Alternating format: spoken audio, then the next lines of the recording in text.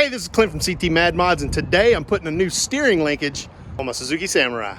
I'm here at work today. I'm on my lunch break. I'm about to knock this pitman arm off, and I'm gonna replace this steering linkage.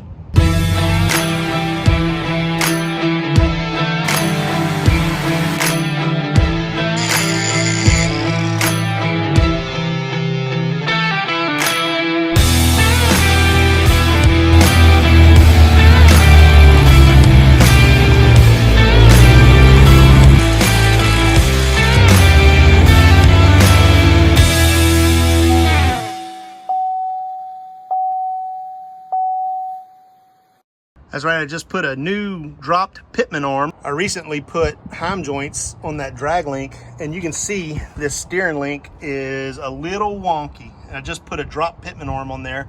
So I'm upgrading to 1-ton tie rod ends.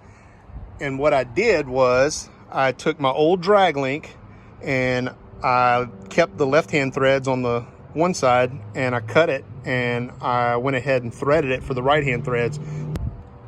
You can see that these old tie rod ends are a little tired, so I'm about to replace them with some made in the USA tie rod ends from Moog. Sorry about the planes. We're by an airport. All right, I got a couple of tools, jack stand, a jack. I'm gonna rip this wheel off of here, and we're gonna have to do a little bit of magic with a 7-degree taper reamer. So it'll be fun. I've never reamed a hole like that with a taper reamer. I imagine I can mess that up pretty good if I don't do it right. So I'm gonna pull that pitman arm off, and I'm gonna do that in the vise, and I'm gonna pull the wheel off and do the steering knuckle link in the vehicle. I'm not pulling that off. It'll be just like it's in a vise. Won't be able to move. So never done it before. We're about to do it today. Let's do it together. It's September, it's a little chilly. I had to put on the hoodie.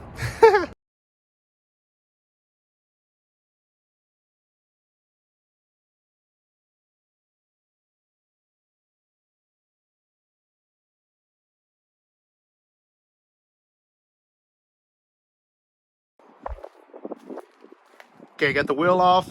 I went ahead and took that steering stabilizer deal off. It's got to come off anyways. As you can see, my steering linkage is bent. And this episode of Sesame Street is brought to you by the letter S. Next, I'm gonna pull that tie rod end out and then pop that one out, and we're gonna get this steering linkage out.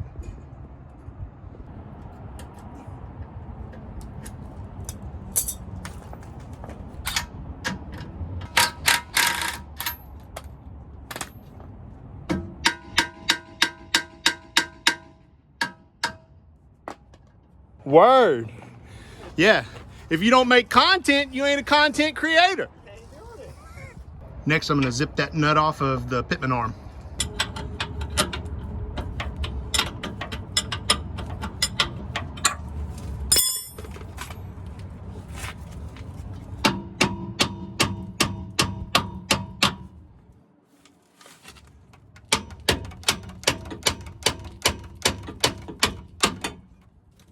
See it drop loose?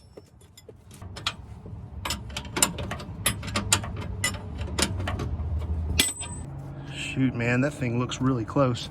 Look how close those are. But I'm going to these 1-tons, and I think that'll be all right. Just barely touching, right? So here's the thing that I didn't know preemptively. I did a post on Facebook and asked if anybody had a 7-degree reamer to drill it out for these Chevy 1-ton ball joints or tie rod ends. And so a guy graciously, Brian, loaned me one, and I come and pull it off, and it looks like that it's 7 degrees already. So I just didn't know. I tried to research it. I don't know whose high steer kit this is. And so it looked like they were heavy duty 1-ton ball joints, but or tie rod ends. Forgive me for saying ball joint over and over, but it looks like it's gonna work and I won't have to ream this. So thanks, Brian, for loaning me that, but they fit right in there. So let's move on to the next step. All right, you probably already guessed this, but the pitman arm side is Suzuki size, probably 10 degree or whatever they are, and that smaller, and it's that smaller size tie rod end. That one right there is stock Chevy 1-ton size. So I'm gonna drill and I'm going to ream my pitman arm to fit the heavier duty 1-ton sized tie rod ends.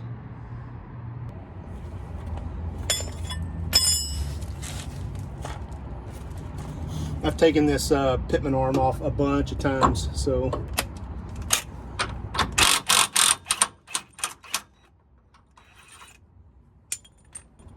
put a bunch of never sees on it last time.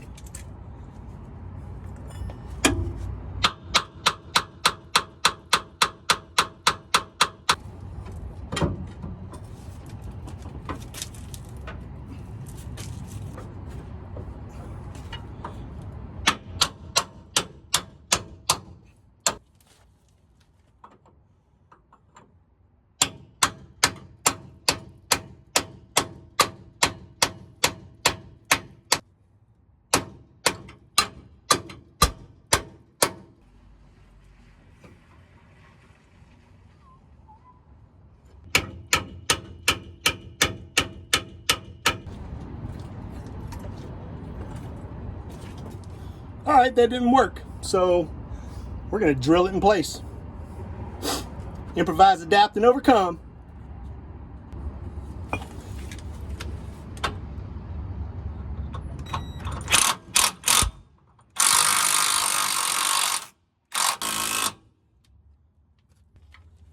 First, I'm gonna drill it with a 1/2-inch drill bit to get that size the right size. All right. Now it's a 1/2 inch to fit the bolt on that tie rod in. Now I'm gonna get that reamer in there to get the right taper at 7 degrees. This is gonna fit.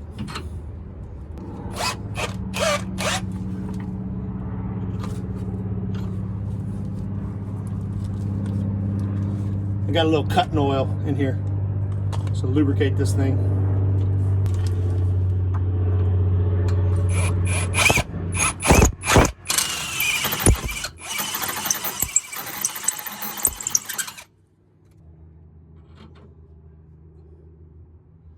That's close. A little bit further.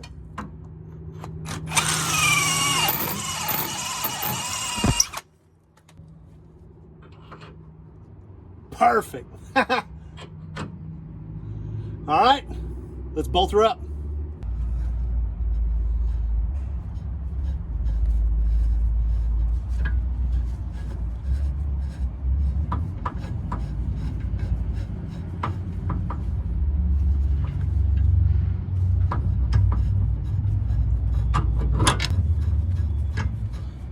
Oh, fits perfect.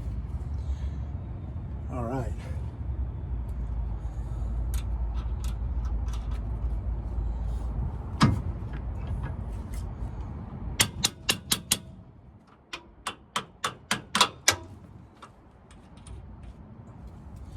Booyah, son.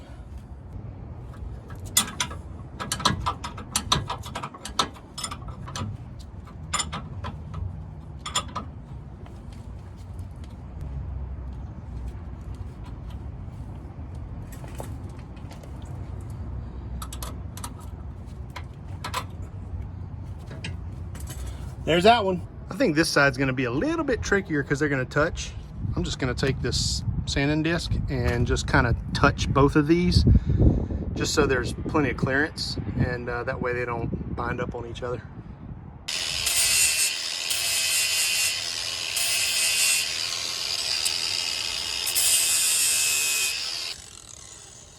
Just touch it.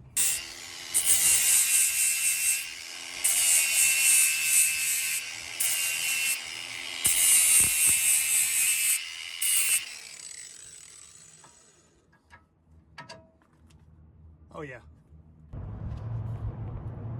I just touched it with that sanding disc and just made it to where there's clearance. I think it'll be fine just like that. So I'm gonna go ahead and put that boot on. I need to grease these. I don't have a grease gun on me, but the auto parts store does right down the street. So I'll grease them before I go to the house. But oh, we on the straight and narrow now. Look at that steering arm.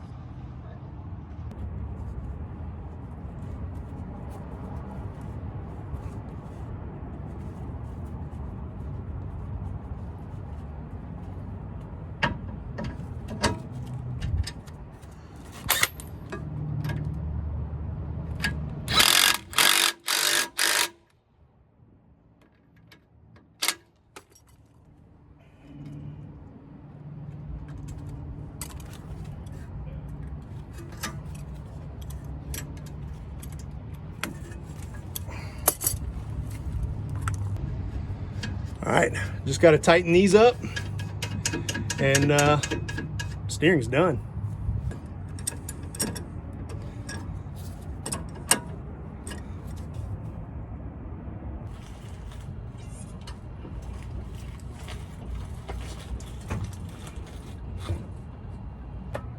As you can see, it worked. It took me about 45 minutes. Still got 15 minutes of lunch. I could probably go eat a donut or something, like I need it. Anyways, I'm gonna grease this thing up, and we're gonna move on with our life. Pretty sure that'll clear.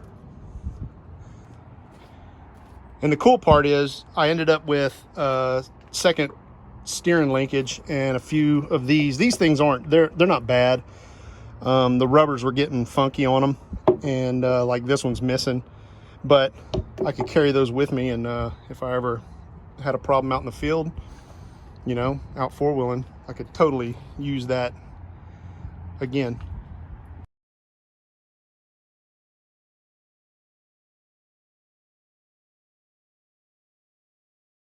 Man, this thing steers awesome now. I think that was a success. It doesn't have like that loose steering wheel feeling. Everything seems to be tight, so the steering wheel's even straight. I think I had $80 in parts on that. So each one of those tie rod ends was 40 bucks. Made in the USA though, man. Support local. So that's about a wrap, guys. I appreciate you watching my video. Thanks to Fats Auto here in Anchorage for providing those parts. Made in the USA on my Suzuki Samurai, made in Japan.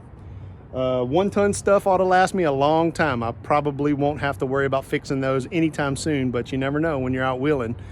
Stuff breaks. So hope you're enjoying this series. I really enjoy working on my Samurai and bringing you guys along for the ride and documenting the whole process. So let me know what you thought of this video, and if you liked it, leave a like, you know, subscribe, do all the things that y'all do. Anyways, thanks for watching my video, guys.